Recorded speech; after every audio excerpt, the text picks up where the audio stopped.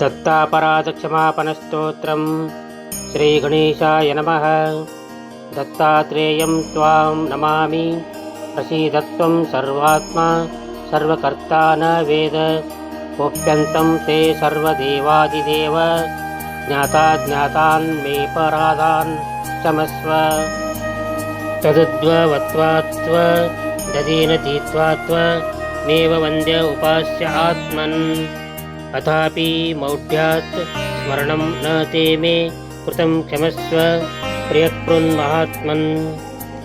भोगापवर्गप्रथमार्थबन्धुं कारुण्यसिन्धुं परिहाय बन्धुं हिताय चान्यं परिमार्गयन्ति आमादृशो नष्टदृशो विमूढाः। न मत्समो यद्यपि पापकर्ता न त्वत्समोऽथापि हि पापहर्ता। न मत्समोऽन्यो दयनीय आर्य न त्वत्समः क्वापि दयालुवर्यः। अनाथनाथोऽसि सुदीनबन्धो श्रीशानुकम्पामृतपूर्णसिन्धो। त्वत्पादभक्तिं तव दास्यं त्वदीयमन्त्रार्थदृढैकनिष्ठाम्। गुरुस्मृतिं निर्मलबुद्धिमाधिव्याधिक्षयं मे विजयं च देहि। इष्टार्थसिद्धिं परलोकवश्यं धनान्नरुद्धिं वरगो समृद्धिं।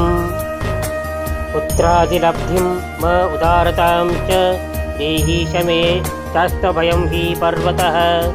ब्रह्माग्निभूम्यो नमो ओषधीभ्यो वाचे नमो वाक्पतये च विष्णवे।